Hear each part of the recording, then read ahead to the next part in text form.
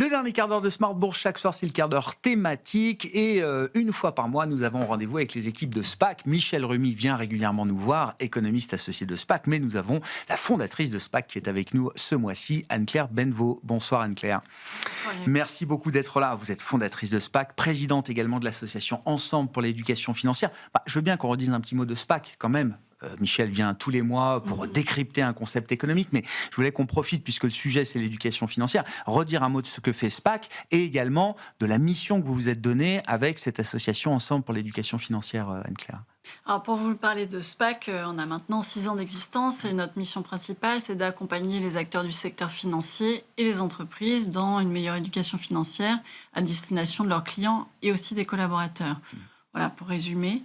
Et ça se joue aussi dans l'entreprise. Ça se joue aussi en entreprise, on va peut-être en parler un peu plus, mais effectivement, l'enjeu, c'est que les entreprises soient aussi impliquées dans l'éducation financière, parce qu'on sait qu'on est 85% des Français à ne pas avoir eu malheureusement d'éducation financière, ni à l'école, ni dans le cadre de l'entreprise. Et Ensemble pour l'éducation financière, donc l'association qui promeut, j'imagine. Donc C'est ça. En fait, l'objectif pour cette association qu'on a créée cette année, c'est de pouvoir mieux accompagner des programmes d'éducation financière, à la fois par la sensibilisation qu'on avait déjà commencé à mener, mais d'y aller un peu plus fort, et aussi de fédérer vraiment l'ensemble des acteurs, parce qu'il y a déjà aujourd'hui des associations qui font pas mal de choses, des institutions, des acteurs privés. Et donc l'idée, c'est que maintenant on se rassemble et qu'on réfléchisse ensemble à ce qu'on peut faire concrètement. Parce que c'est un angle mort stratégique. Vous l'écrivez aujourd'hui dans une tribune, Anne-Claire. L'éducation financière, oui, c'est pas juste une brique éducationnelle qui se raccrocherait au reste. Non, c'est aujourd'hui un angle mort stratégique en France pour un sujet qui est un sujet stratégique et qui est même un sujet déterminant pour la compétitivité de la France, vous dites, Anne-Claire. Oui, en effet, il y a un double sujet. Il y a un sujet social et sociétal. Il y a une urgence autour de l'éducation financière qui doit permettre de réduire les inégalités dès le début, dès l'école. Et puis, il y a effectivement cet enjeu aussi de compétitivité, puisque mieux éduqué, on est plus à même de prendre des bonnes décisions financières et donc potentiellement de bien épargner, de diversifier son épargne, de préparer son avenir financier. On parle beaucoup de la retraite actuellement. Et on sait bien qu'on va avoir besoin d'outils supplémentaires pour bien la préparer. Et c'est aussi investir dans l'économie réelle. Donc acheter des actions, investir dans différents projets financiers. Et pour ça, on a besoin d'être bien armé et bien accompagné. C'est inverser ce qui est aujourd'hui un cercle vicieux, enfin créer un cercle vertueux là où il n'existe pas aujourd'hui.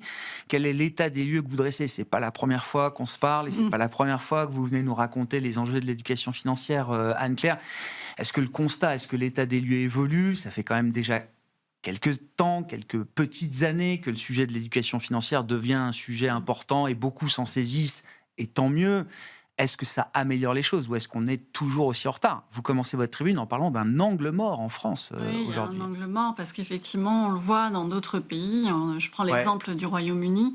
Le sujet est maintenant pris plus au sérieux puisque le Royaume-Uni a décidé de mettre l'éducation financière à l'école ainsi que l'apprentissage des outils numériques et notamment de l'IA. Dès la rentrée prochaine. Quand nous, on a déjà des initiatives, donc on ne part pas de zéro. Il y a le passeport EducFi proposé par la Banque de France avec 2 heures en classe de 4e au collège, mais ce n'est pas généralisé. Une petite touche, quoi. Voilà, donc bon, on voit bien qu'il y a des tentatives, mais ça fonctionne difficilement et on a besoin d'être plus volontariste dans cette approche de l'éducation financière, qu'elle soit à l'école et aussi, on en parlait tout à l'heure, en entreprise. Je vais vous citer quelques chiffres. Le constat, il reste assez semblable.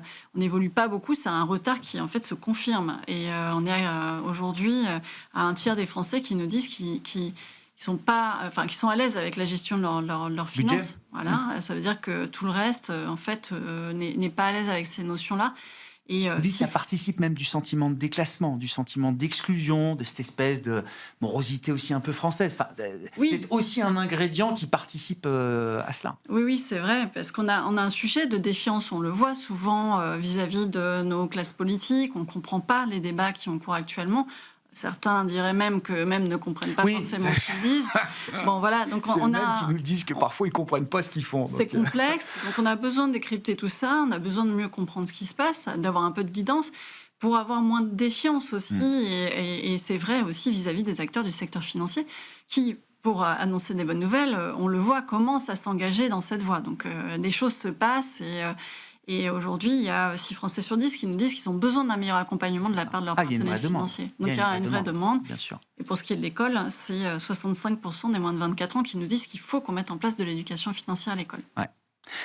Vous venez, là aussi, vous avez une feuille de route qui est très claire, avec un objectif, ramener la France au plus haut niveau, en tout cas faire de la France un leader en matière d'éducation financière à horizon 2030. Ça laisse quelques années pour corriger le tir, et donc la feuille de route est assez claire. Alors vous avez évoqué, passeport éduc-fi, c'est 2 heures, vous dites, en classe de 4e à l'école, c'est une première chose, mais avant même cela, il faut peut-être déjà pouvoir remesurer le niveau d'éducation financière en France et pouvoir se comparer à l'international.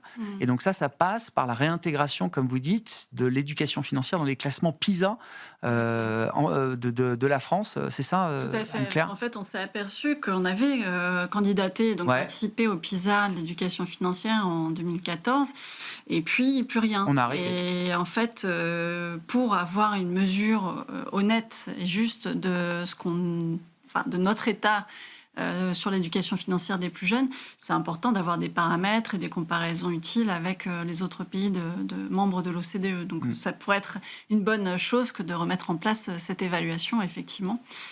Et puis, je parle aussi de l'importance de valoriser les acteurs du secteur qui s'engagent, et ceux qui s'engagent sur la base de critères objectifs et mesurables, donc des critères d'impact.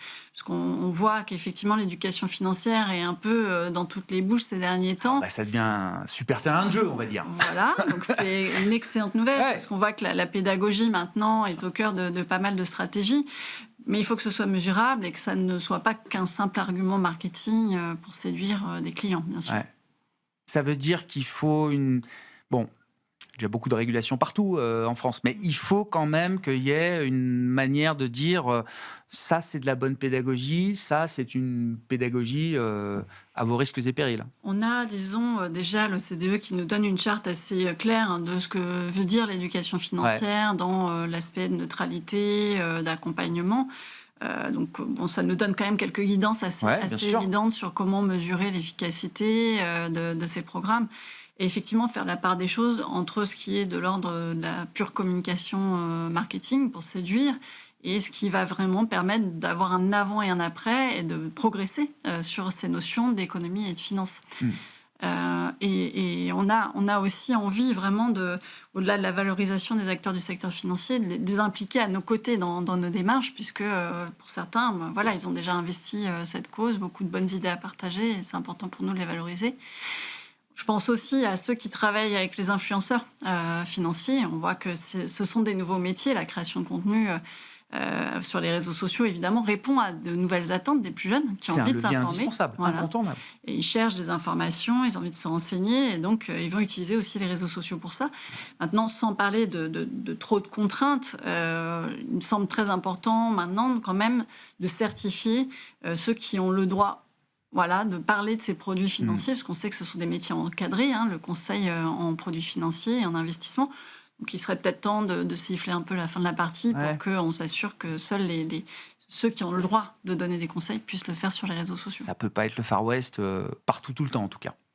C'est pas souhaitable. Racontez-nous quand même comment ça se passe dans l'entreprise. L'école, c'est une chose, mais c'est vrai que j'ai l'impression quand même que le monde de l'entreprise, c'est aussi un endroit propice pour se connecter à cette idée d'éducation financière. C'était la directrice de l'épargne salariale chez Amundi qui m'avait expliqué une fois que pour beaucoup de Français, la première et la seule porte d'entrée vers les marchés financiers, c'est souvent l'épargne salariale. Et c'est vrai que je me dis que dans l'entreprise, c'est là aussi où on a peut-être le seul point de contact de sa vie entre son épargne et les marchés financiers. Et c'est déjà beaucoup. C'est déjà beaucoup. Et en fait, c'est une chance aussi d'avoir l'accompagnement de son entreprise pour épargner, préparer sa retraite. Et effectivement, c'est un sujet qu'on n'a pas forcément bien expliqué. Et une fois dans l'année, on se retrouvait pour ceux qui ont la chance d'avoir ce type de dispositif en entreprise, à devoir prendre des décisions sans forcément comprendre ce qui se passait. Donc on voit en effet que des acteurs comme Amundi, que vous avez cité, et d'autres, investissent de plus en plus cette cause-là. Je pense aussi à une entreprise innovante qui s'appelle Epsor, qui est un peu sur les mêmes métiers. Et l'idée, c'est maintenant d'utiliser cette opportunité pour mieux expliquer, informer, effectivement. Il y a aussi des initiatives autour de la fiche de paye. C'est un outil qu'on ne comprend pas forcément très bien, même si on la reçoit tous les mois.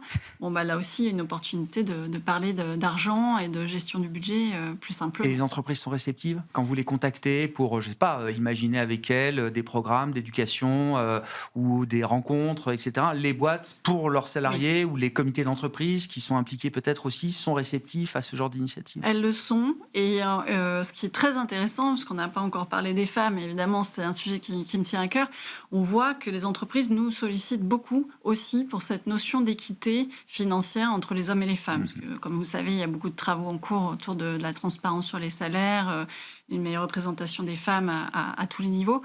Et ce sujet-là aussi d'accompagnement à l'émancipation financière des femmes fait partie de nombreux programmes et projets chez les acteurs du secteur financier et aussi en entreprise. Donc ça, c'est une excellente nouvelle. Ouais. Merci beaucoup Anne-Claire. Merci d'être venue évoquer avec nous ces enjeux stratégiques autour de l'éducation financière en France, un angle mort stratégique en France qu'il faut bien sûr refermer. L'objectif, faire de la France un leader, le leader de l'éducation financière en Europe d'ici 2030. Anne-Claire Benevot avec nous, la fondatrice de SPAC, présidente également de l'association Ensemble pour l'éducation financière.